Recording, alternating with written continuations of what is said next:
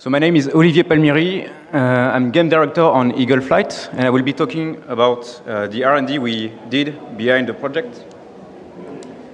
So to give you a little bit of background, I'm within Ubisoft for quite some time now, almost 20 years, and I've been working on many of the brands we have, mostly directing game design and level design.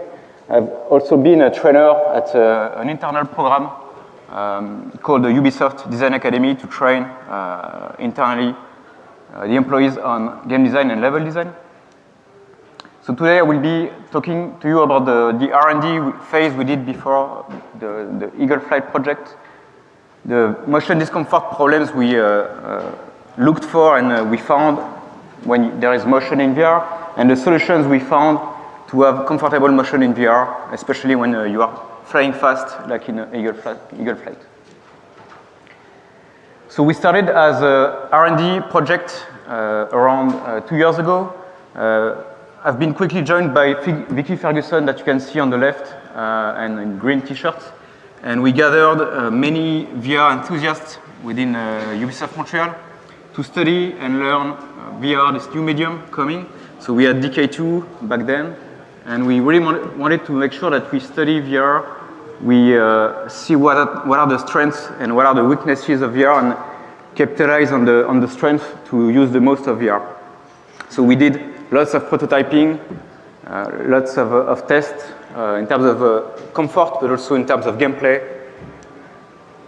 And really what we wanted to start with is what we call the form follows function design principle. I'm sure you're aware of. So it's really thinking about the medium, thinking about what we can use, what we can do at best for VR before thinking of any form, any fantasy, any gameplay even.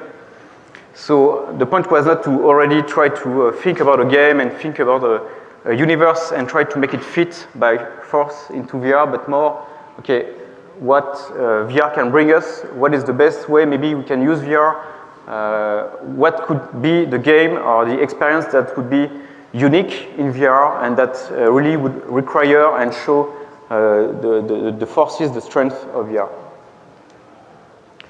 So we started studying lots of things. As you know, mostly for comfort in VR, it implies the inner ear and the vision. So we studied a lot. We started with the inner ear. So what is interesting in the inner ear is we have 3 semicircular canals per ear, and that tells exactly to the ear what is the player's head orientation. So it's working with the liquid inside your ear, and it detects your tilt motion,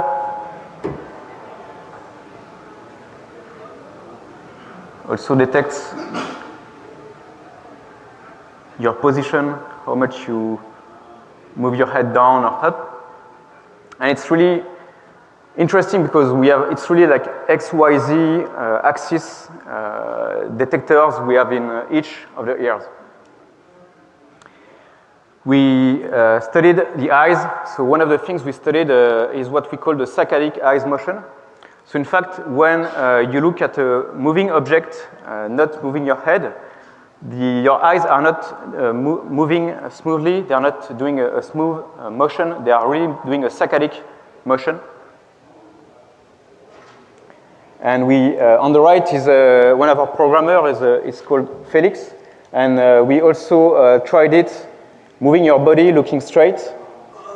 So it's hard to see on the video, but it's the same effect. In fact, your eyes are really doing a saccadic motion when you look around and you turn around and you look straight.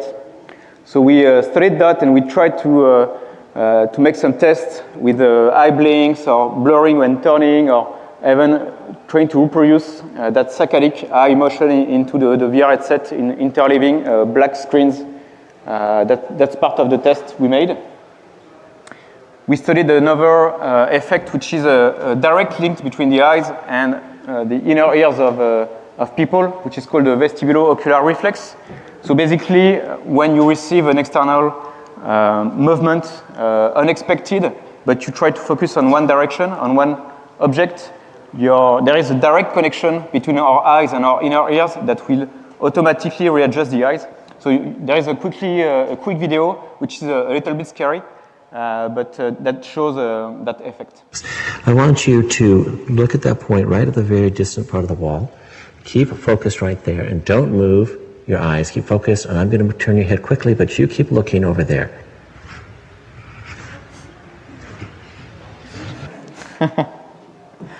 So in fact, really our inner ear are controlling our eyes to maintain the direction, the focus on the object we are looking at. NIRSA has the same issue that we can have. In fact, it's not well known, and they don't show that much those kind of pictures, but in space, astronauts, lots of astronauts, in fact, can have space sickness.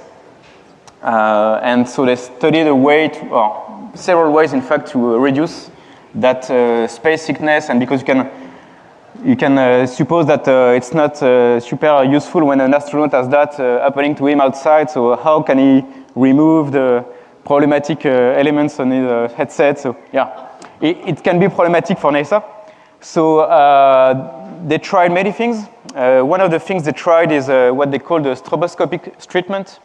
So they are interleaving black screens in between pictures separately on each eye.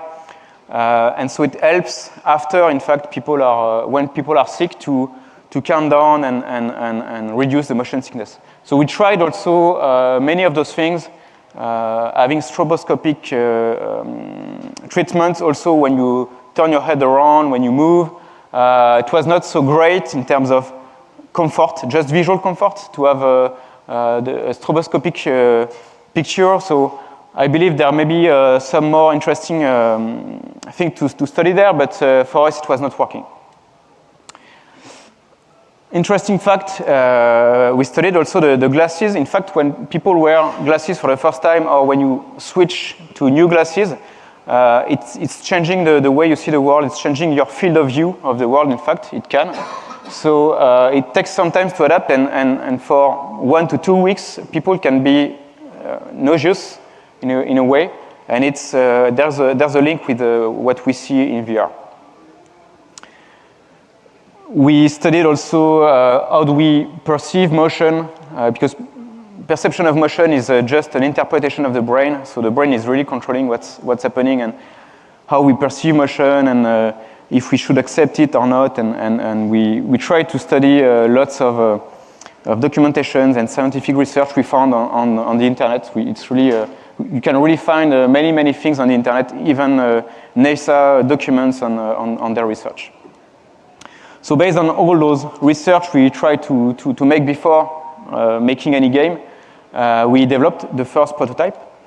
We had 3 focus. So we really wanted to face the motion sickness issue when you have lots of motion in your game, in your experience. And I was convinced that there was a solution. There had to be a solution. VR couldn't be doomed to just having static, stationary experiences or teleporting experiences. I really wanted to make sure that we had a solution, and that was our focus. We also really wanted to make sure that our experiences, our games would be accessible to a broad audience, intuitive. Accessibility means everybody can play, so people that never played a video game, but also everybody wants to have intuitive control. So even very hardcore gamers, it's cool to have a game that is easy to pick up and hard to master, as you know. And that was really a focus of us. And linked to the gamer side, we really wanted to have controls that were very precise, very reactive. So yes, it would be accessible, intuitive, but also we wanted the gameplay to be very deep, in fact, and so we were looking for very precise and reactive controls. So one of the first prototypes we worked on was called Inside Notre Dame. It was an experience where you were moving on the ground inside Notre Dame of Paris, and we went to 2 events in Montreal, one called Chromatic and the other one called C2. So the goal for us was to playtest our research, our prototypes, make sure that they are accessible to everyone, and we really made discoveries. making those prototypes being tested by everybody, that by people also, including people that never played a video game or for sure never wear a VR headset before. So we did many playtests, and that allowed us to adjust our controls, our comfort. And here's a glimpse of our Inside Notre Dame experience. So as you can see, we had the test of the virtual nose of the player also.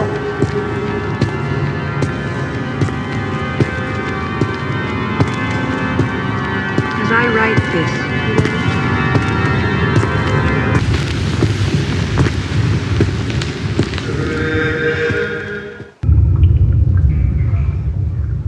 so it was also a multi-user experience. Then we also worked in parallel on the Eagle Flight prototype. So we reused some assets we had internally in the company to prototype because it was easier, and we were really a small team. After that, when we worked on the final game, none of the assets that we reused were kept. So we really developed after that the game from the ground up. So here's a glimpse of the first Eagle Flight prototype, where we had the beak also already.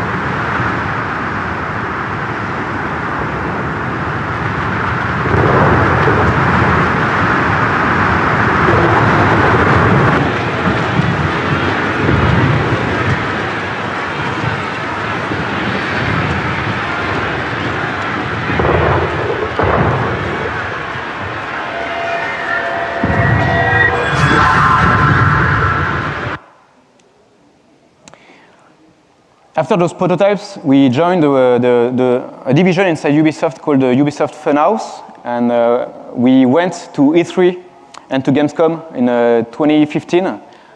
We demoed the game behind closed doors to many people to see how it was easy to play for anybody, how it was comfortable also, and if there was an interest, if the gameplay was fun. Back then it was already multiplayer, so we developed within the prototype multiplayer gameplay, and we tested that, and that helped us a lot by playtesting a lot to refine the controls, refine the comfort, but also we saw that it was very interesting for people, so that's when we decided to make a game out of it. And earlier this year, in fact, the first public event we did for Eagle Flight was at the GDC. And we showed the game to more people and journalists and developers. And also, the point was also for us to playtest, comfort, controls, gameplay, if people like it, what they like, what they don't like, etc. So the goal is really to refine, and that's something we believe in, to try to playtest with everybody, with gamers, non-gamers, to test your controls and the comfort. And here's a short video from the prototype to the game.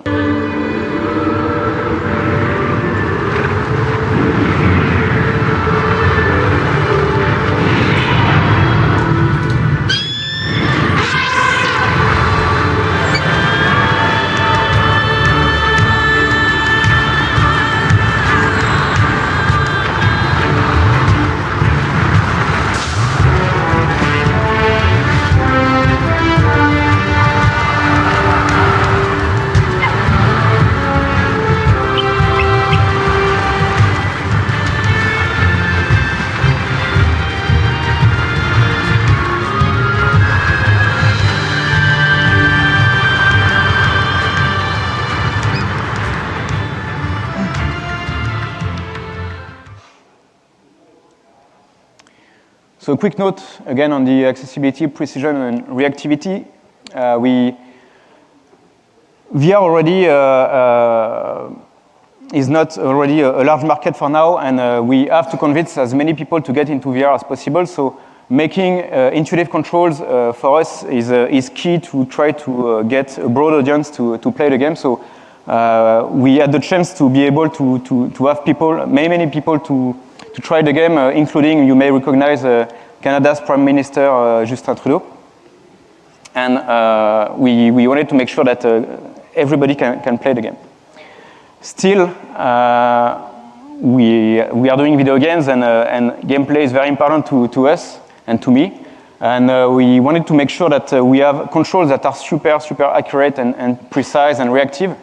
And in fact, using your head as a controller went beyond our expectations. In fact, because you don't need to, in fact, in the game, you look where you want to go and you tilt to turn. And you don't need to interface with your arm and with your hand, and you don't need to learn to control a joystick and see how it works and how you could control in the game with that.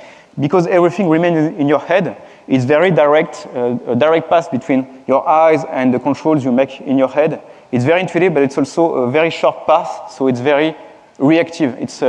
It can be one of the most precise and reactive controls you can have in video games, because it all happens in your head and it's very intuitive. And here's an example of one of the levels we have called the catacombs, where we can see the precision and the reactivity we can have with our head.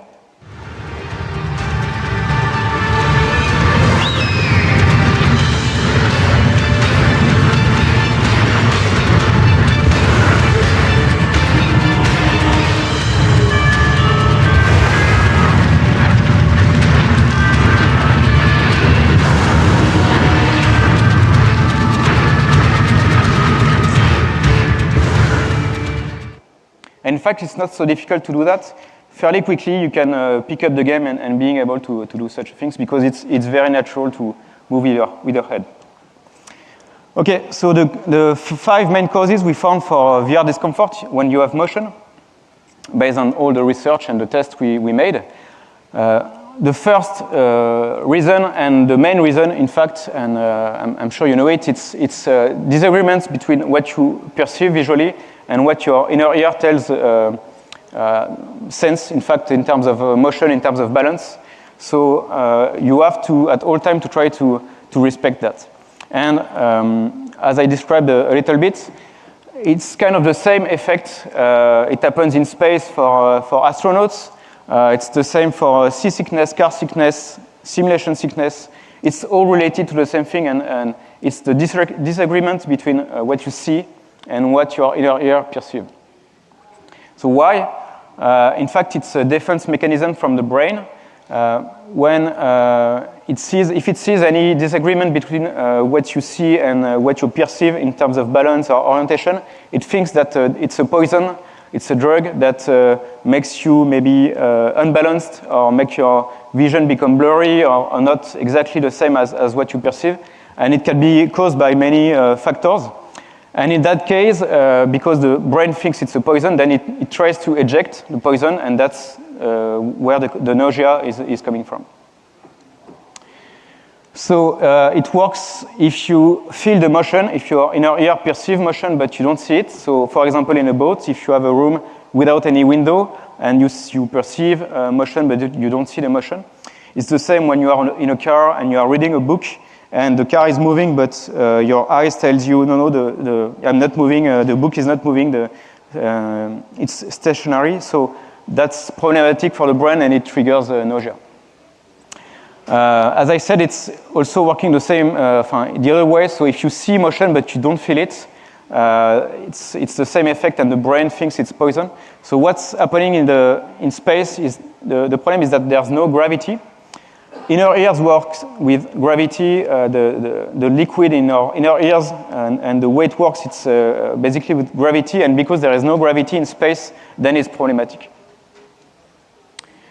So the second point, the second reason why you can have discomfort is, and we know it, when you have unstable frame rate or low frame rate or stutters, when the motion prediction is interrupted, even for 1/10 of a second, it's enough to create discomfort. And if the picture freezes, it's really problematic for comfort. The third point we discovered is if you perceive a lot of motion, especially in close proximity, that's problematic for comfort. So if you see, like on the road, on the ground, lots of motion and you don't perceive it again in your inner ears, that's problematic for the brain. Acceleration also, so inner ears detect orientation, position, but also accelerations. So if visually you perceive accelerations but you don't sense it through your inner ear, then it's problematic and your brain can trigger nausea. And finally, surprisingly, maybe if you go through virtual walls, the brain also doesn't like that. Virtual reality is very immersive, so when you go against a wall, when you go against an obstacle, your brain expects a reaction. It expects a stop to occur, and if you go through the collision, in fact, it's also the brain is not very comfortable with that. So that's a summary of the 5 main causes we found for VR discomfort, and based on that, we really worked to try to find solutions and to build a game around the solutions, build a game for VR. So the solutions we found to allow to fly at full speed in VR for most players. The first one, we have seen that what you see and what you feel has to be, there has to be no conflict. So we try to always respect player's head position and orientation without any latency or inertia. So in eagle flight, as soon as you move your head, then in the game, your eagle is going to move his head without any inertia, without any latency. So it brings also very, very reactive controls, but it's also coming from the fact that it's good for comfort. So because of the research on comfort, we found very reactive controls. So there is one thing, is because you have to respect at all times player's head orientation and position, then in eagle flight, if you want to do a looping, then you can do it, but you have to do it this way. I've tried it, it's working, so yeah, you can do it, but if you want it to be comfortable, then you have to do a looping yourself. So it's okay, we know on a stationary position, we respect player's head orientation and position, but if we want to move, if we want to have motion, and we discovered that if the motion is always forward, if it's always a constant linear forward vection, then it's okay for comfort. So vection is the perception of simulated motion. And even if you move very quickly your head to the left, to the right, up, down, if there is no inertia, again, no latency, and you go always forward, forward, forward, in all directions you are moving your head to, then it's comfortable. It's very comfortable. And so that's really the base of how we design the controls of eagle flight. It's what is comfortable in VR.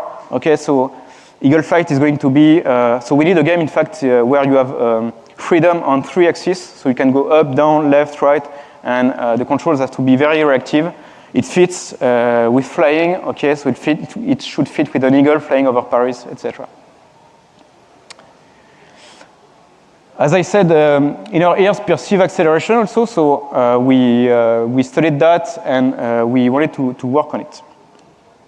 So you have continuous, you have forward motion, but as your inner ear perceive acceleration, we should provide a continuous motion. It's the best to be comfortable in VR.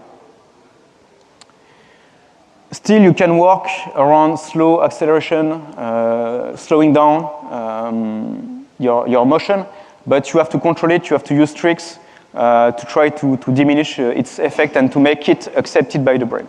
What you cannot do is instant stop or instant speed boost. If you do that, then, for example, we tried also some values of speed, and we tried to see what are the factors, what is the acceleration we can do, the slowdown we can do. We tried instant stop for sure to see if it was comfortable or not. And yes, it's problematic, so you really have to work around it.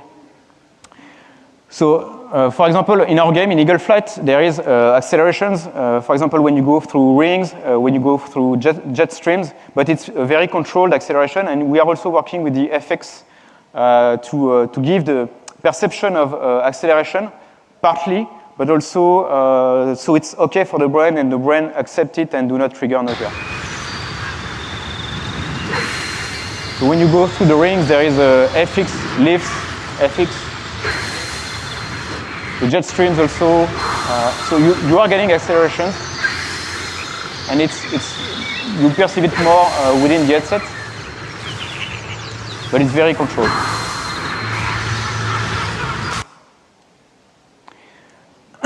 So collision system in design had to be rethought. As we saw, we cannot stop the motion instantly. So if you were to hit a collision, we cannot stop instantly and show a static picture right away. It would be bad for the perception of motion and the perception of visual for the brain. The same thing, we cannot change player's direction, so we cannot bump the player into another direction and move the picture away, and so the inner ear don't perceive, in fact, that reorientation, and the visual tells to the brain that there's been a reorientation. If we would do that, it would be bad, and so it would trigger nausea. And as I said earlier, we cannot really go through collisions, so we had to find a solution. So the solution we choose when we go to an obstacle in eagle flight is quickly fade to black on the collision. And so, in fact, if we hide the stop, the brain cannot compare vision and inner ear because it doesn't see the stop, and so it's okay.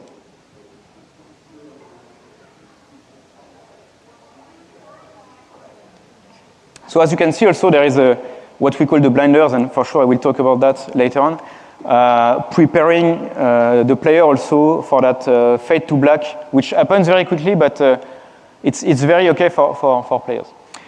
And devil is in the details, if I can say. So even for the collision, we worked a lot on refining it to make it as comfortable as possible, and again, doing a lot of playtests internally and going to events, etc., allowed us to refine it. So in slow motion, you will see that as we approach, there is the blinders coming in to do a smooth transition. Also, as the screen turns black, you will still keep the particles for a certain duration to ease the transition from motion to stop. And you have a text telling you that you crashed. If we add the text right away, pop out when the screen was turning black, then the visual system would see it, and it would see that it was an instant stop. So we had to we add a delay between that black screen and the text appearing, so we don't perceive the stop. So transition, particles, black screen, and the text that fade after. So we really designed the game around the comfort. So what helps also in VR to be comfortable, it's to have a fixed reference. It helps the brain to ground, to understand what is stabilized and what is in motion in the world. So it's called the cockpit effect, and many of you know it and have it in their game. So it can be a cockpit, it can be a helmet. There is one funny thing also in VR that we studied. When you put a VR headset on, you don't see your nose anymore, and it's problematic for your brain. In fact, we are seeing our nose at all time, and it's just that our brain suppress it. So, in fact, currently, most of you, and it's funny because when I start talking about that, people usually start to see their nose suddenly appear in their vision, and our brain is really used to see our nose all the time, but it's removing it from the equation. Still, when we remove the nose, because we put a VR headset, the brain is like, oh, so I cannot remove the nose anymore. What is happening? It's strange. So that's one of the reasons why we added the nose for the Notre Dame experience, and we added the beak for Eagle Flight. It brings back your nose into the equation. Also, it gives a fixed referential, so it's a fixed stationary element that helps you to understand what is in motion and what is fixed. And also, for sure, you are an eagle, so you have a beak, because eagles have beak, and that's it. Any sensory information helps into VR for comfort. So haptic feedback is also one of them. So we worked with the rumble, and when available, we have when we have a left rumble and a right rumble, we worked with it to try to also for the brain to accept VR And it's really another way to give another information to the brain to say, okay, brain, you have to accept it. Yes, it's virtual, but you can accept the motion. Keeping the brain busy is also very important.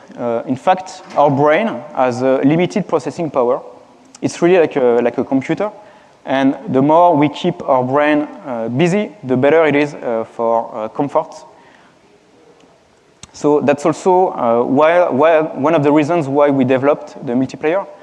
Besides the fact that it's very cool to have a social aspect and to play with other players, and we love doing gameplay, it's also, it was really to be helpful in terms of comfort, because in multiplayer you have to be careful of your opponents, of the rabbit you have to grab in our catch the rabbit gameplay mode.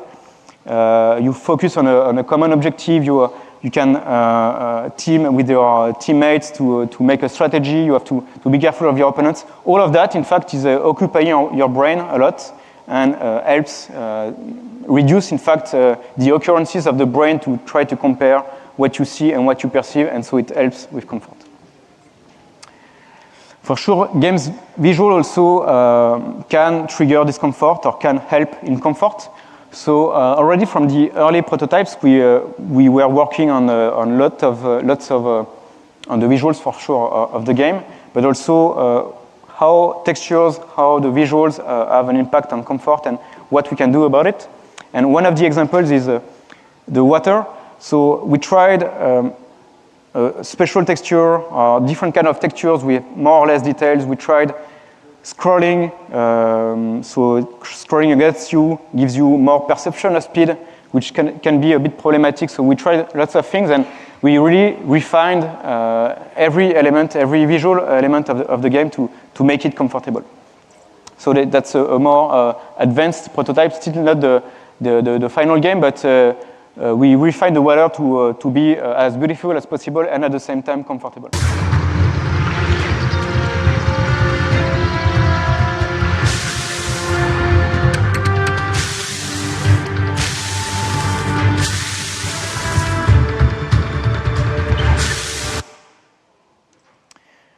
And here's a short video on the visual evolution from the early prototypes to the final game.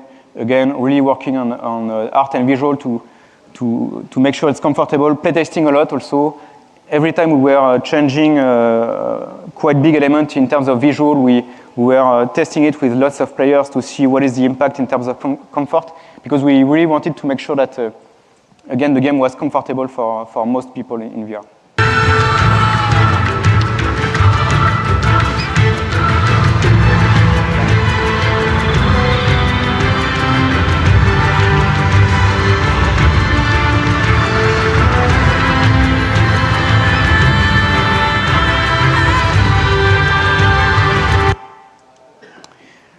One last thing that helps in comfort, or one of the main last things that helps, is the sound. So sound is a key for immersion, as we know, but also sound can help in comfort. So we went with a theatrical, exaggerated sound in the game to ease comfort. So, for example, when you are going up or you are diving into the city, then we are pushing, we are turning up the volume of the flapping sound or the diving sound, so the brain better accepts that motion and happening.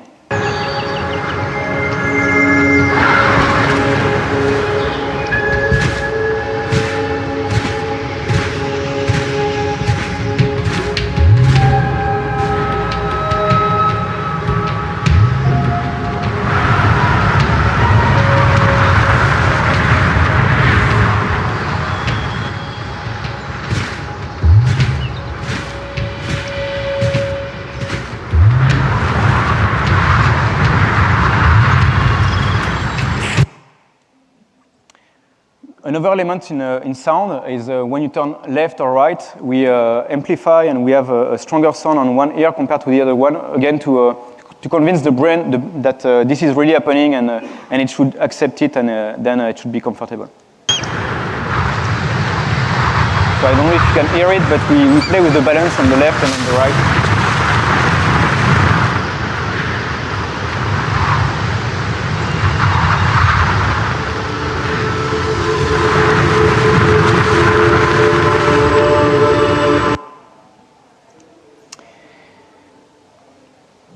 So one last thing we studied, and it's one of our also very important element in the game, is the peripheral vision.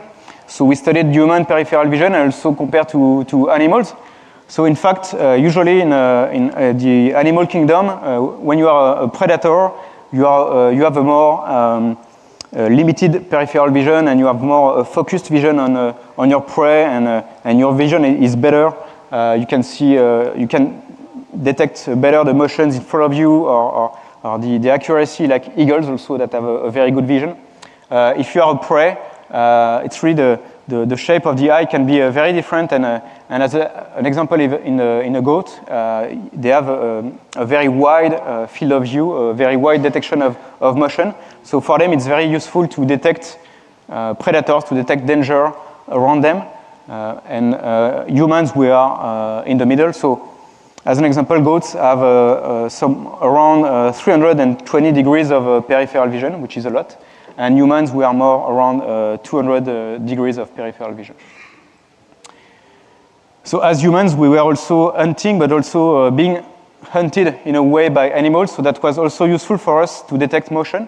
We are very, very sensitive to motion in our peripheral vision, and not so much sensitive to colors or to contrast. And in VR, it can be problematic because if we see a lot of motion but we don't perceive it, then for the brain, again, it can think that it's a poison. So what we worked on is trying to hide the peripheral vision when you perceive a lot of motion. So for example, in close proximity to obstacles, on the right, on the bottom, it can happen also on the left and on the top. When we detect a lot of motion there, then we are trying to hide this part of the view. And so we are, in a way, hiding the peripheral vision, and it helps a lot for comfort, because you don't show so much motion there, so the brain accepts it. We have it also in our head tilt motion, so when you turn in the game, we bring also what we call the dynamic blinders. And also on rotation, we made some tests on ground controls using the dynamic blinders. And it's something that you can see on a screen. You see it in videos, and many people think that it's going to be problematic in game or it's going to be disturbing. In fact, when we were making the first test, with players, we were not displaying on a screen those blinders. They were playing the game. They were playing this prototype. And when they were getting out, we were asking them, "Did you see something in particular?" They didn't. No, they didn't see anything. It's like, no, I was flying in the city, and that's it. And then we were showing them the blinders, and they were for most of them, they were really surprised to see those blinders on the screen, because they didn't see it in the VR experience. In fact, it's happening. Your brain is also used to focus on where you want to go and what you want to do. It's happening a lot also for Formula One race driver, where they have this focused vision. So when they have fast motion and they want to focus on the next corner and make sure that they take it and it's happening fast, naturally the brain is reducing their peripheral vision and they have a focused vision. So it's very natural for the brain. And in fact, when you play Eagle Flight, for sure we made a lot of tests and we refined it, and the dynamic blenders, we worked it for a long time, but it's very natural for the brain. And when you play Eagle Flight, in fact, when you play with those blinders, you don't notice them. If you want to look at them and see them, for sure you can see them. But if you don't think about them, it's very natural for the brain.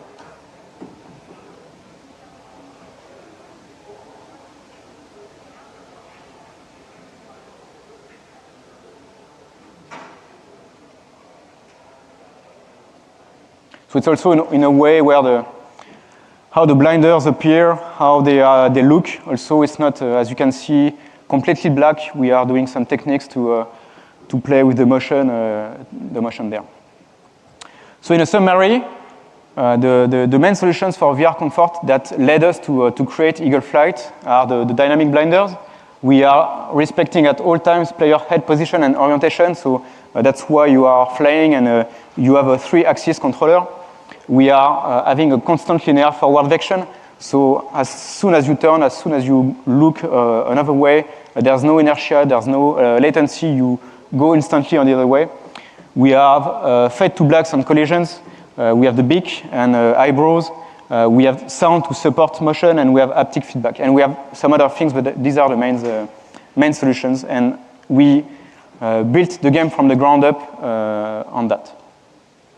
So today, my top 3 takeaways would be, having worked on Eagle Flight, if you want your game to be comfortable, try to try to reduce as much as possible the conflicts that can be between your vision and your inner ear.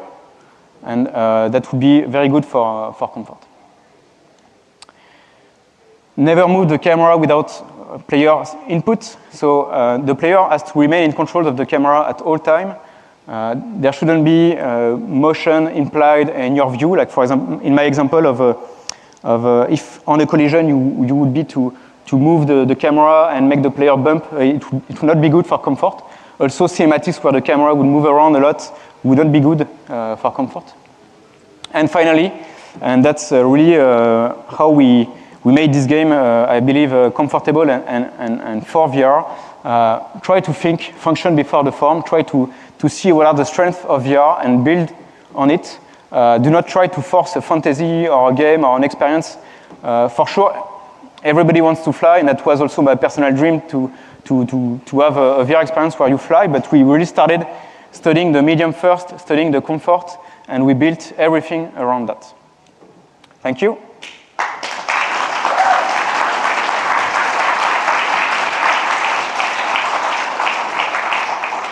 So if you have questions, please use the mic.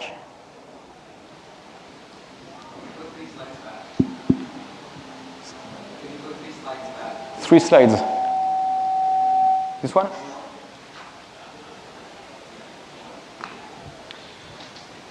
So I haven't played the game enough to know, but I was just curious, if you've ever been on a cruise ship or a sailboat for a long time, you may find that when you lay down at the end of the night on real ground in a bed, you actually feel like you're still rocking in the waves. Does that happen to players who play this game a lot? Do they maybe close their eyes and for a while feel like they're still flying through the air?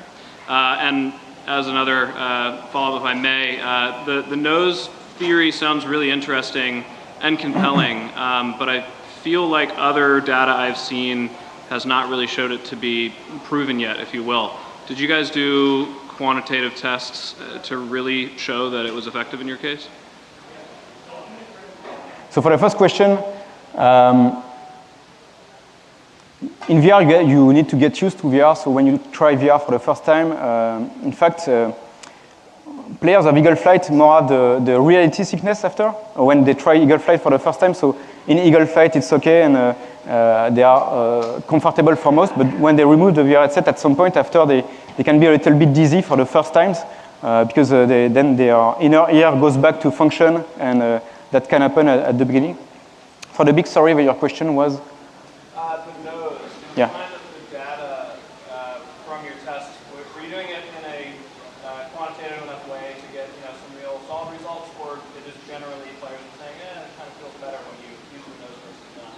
So we are using questionnaires after the playtest, and we had the chance internally within Ubisoft to invite lots of people working in the company. So we made several tests with 300 people coming, and we had questionnaires after, and they were really filling the questionnaire, and we had results.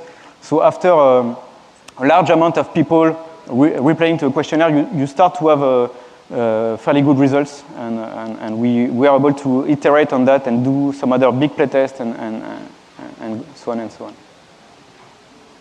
Thank you so much. I've been looking forward to this talk since I first played Eagle Flight at GDC earlier this year, so awesome. Thank you. One thing I really appreciate is how much testing you guys did for comfort in the game, and maybe you can go into a little more detail about how you did regular play tests and iteration, specifically focusing on working on comfort. Yeah. So from the early beginnings, as I said, from the prototypes already, we invited a lot of people within the company, but also outside. We were asking people also to sometimes to bring their family, or within the company. It was not just gamers, it was also people not playing less video games, etc. So we really wanted to test, because VR was new and is still new. So we made a test and test and test with many people. Each time we were iterating on comfort, changing the blinders, changing art changing, sound changing. We really wanted to playtest. So playtest is not necessarily, it can be inviting a lot of people. It can be just also inviting 8 people, because data have shown that starting 8 players, you start to have fairly good results. So we quickly grabbed people around, and I was really encouraging that on the project to each time we were making a change to just grab people around and make them test. And we really did that all the way because we wanted the game to be comfortable. So if at some point there was an issue or we were introducing something, that we would remove it, we would favor comfort and quality of gameplay over maybe art style or sound or whatever. Can you provide a little more detail on when and how you applied the dynamic blinders to make it more comfortable or less motion sync? Yeah. So we detect motion in the peripheral vision. We made several tests and several ways, in fact, to detect it. The first test were by detecting the pixels and how much the pixels are moving in your peripheral vision and in the screen, but that was very costly. So we went in the end more with a more simple solution of detecting the proximity. So basically we have boxes to detect if there is obstacles around you, left, right, up, down, and how far they are from you. And depending on that, we are applying the blinders on the left, right, bottom, or top. And on the blinders themselves, so they can come just a little bit or come all the way depending on your proximity. And we are also playing with motion on the way the blinders are displayed. At the end of the blinders, there's like a noise in terms of motion that also helps to less perceive motion or blur, in fact, what is motion, what is not motion. Thank you. So to clarify, in that last one, I have a related question. It's not necessarily the motion that was triggering the blinders coming in, but or speed. It was simply that was there something here when I was flying versus something out here versus something here. So it's like first gear, second gear, third gear. Yeah. Okay. And I was curious. I didn't quite catch it. I'm pardon if you did talk about it. What about the feather on the top or those framing things? Was the intent to soften the top just so you wouldn't have a straight line intersecting with other straight lines to create a visual distraction that were keeping you from the focus of the game? So, in fact, we are thinking of how eagles can perceive also the world and humans. And in fact, eagles, they have their eyes really within their head, and they can perceive, in fact, their eyebrows. And as humans also, we can see also our eyebrows. So there was a research on let's try to recreate in VR exactly the way we perceive the world inside the VR world. It's also acting as a cockpit effect, so it's a fixed reference. So the beak and the feathers you have, and also your eyebrows are really allowing you to ground you and to limit the perceived motion. And because we have that also, there is less motion on screen because there is a part of the screen which is stationary and fixed. So like bangs too, very about that for people to have. Yeah, you have feathers here and. Thank you. Thank you. Thanks so much for an amazing talk. Thank you. I had a question about the linear forward vector relative to the head. Of course, it's impossible to always give somebody a forward vector relative to their head at any It's possible in our game, but... yeah, for steering. So I was wondering if you found if maybe like a dead zone for turning your head, similar to an analog. A dead zone, sorry? A dead zone for when you move your head for steering. Do you end up having to wait until someone steers a certain amount before you start buying it was not really working for us because the inner ear is very, very precise, in fact, detecting orientation and position. And that's why also with VR headsets, you have to be very precise in tracking. It's quarter degrees and some millimeter accuracy. And so if you move your head even slightly, but the picture doesn't move or you don't reorient, then it's uncomfortable. So that's the way we design the controls, and that's why it can be uncomfortable on ground controls for now. That if you look down, the world is moving this way, so you look this way, but the motion is not forward, it's going this way, and there's a scrolling, and it's less comfortable for the brain. So we tried also to amplify the motion, like you turn your head 10 degrees, but in the world it's 20 degrees.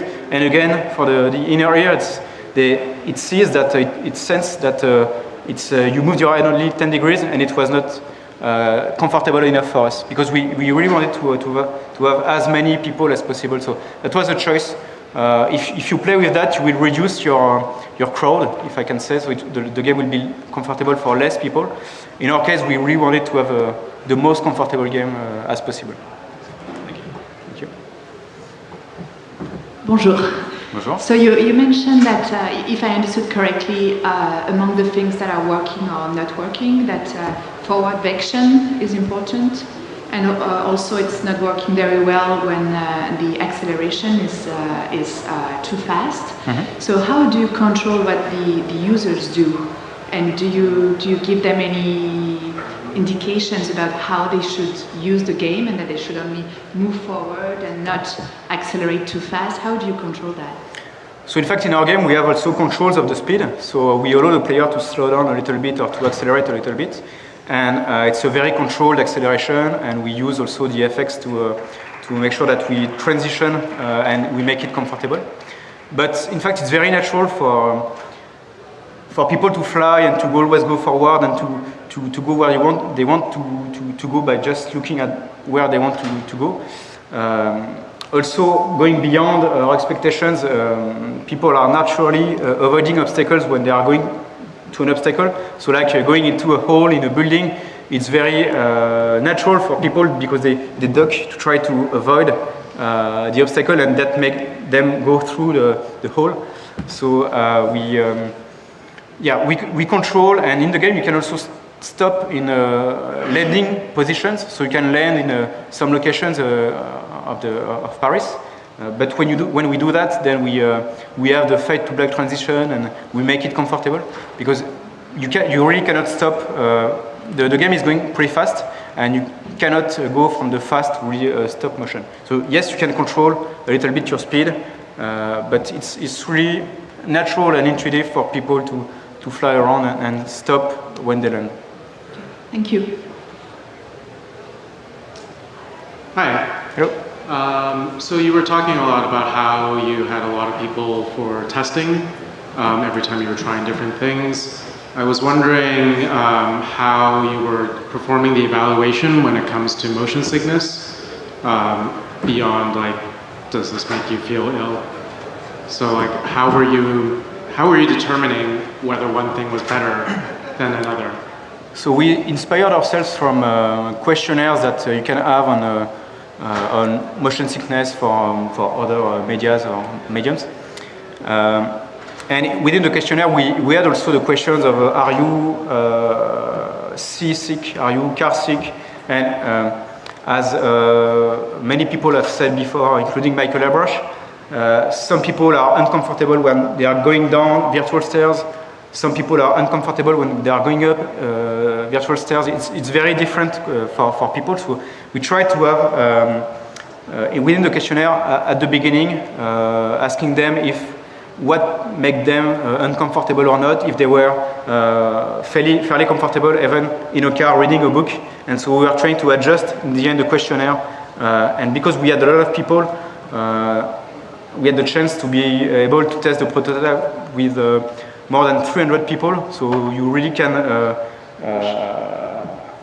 make sure that, okay, there is a group of people that is more seasick, okay, so inside that group, how are they reacting to the comfort, etc. So we had quite good results, but I know it's a lot of people, and in Ubisoft we can do that, but sometimes just going out, the events we did at C2 Montreal, and Chromatic, it's external events, and there was no Ubisoft people. It was really just a way for us to test, and we, for free, in fact, we went there and we proposed people to test VR, and a lot of people were interested. VR for a lot of people is still magic, so, and still for us also. And so that's a really good way to have a lot of people testing and to refine your game. Thank you. Hi, so based on your research and experiments, do you think that a free-flying game or experience in VR would be feasible without pointing in the direction that you're heading, you know what I mean, without the forward vection? And Yeah. what limitations or constraints would you need to, and challenges with that? Yes, it's possible because people need to get accustomed to VR. After a while, usually, the more you do VR, the more you can support VR and you can be strong against motion sickness. In the end of the game, in the single player mode we are unlocking a feature which is called the free look. And in fact, with that feature, you can fly in one direction and look anywhere you want. And instantly, when you release the button, go in that direction. That's also very useful in multiplayer. If some of you are playing in multiplayer, that's a tip to be really great for that. And so yes, you can do that, but we decided, we really make the game also in the story mode to be comfortable. So that's why at the beginning of the story mode of Eagle Flight, you start very high in the sky and at a very low speed. So your perception of motion is very low because you are far from obstacles and you are going very, very slowly. And through the tutorial, through the first steps, then we allow the player to go faster, to get closer to obstacles. And that feature of a free look, we unlock it in the end because we assume that by then the players will get more used to VR and it would be more comfortable for that.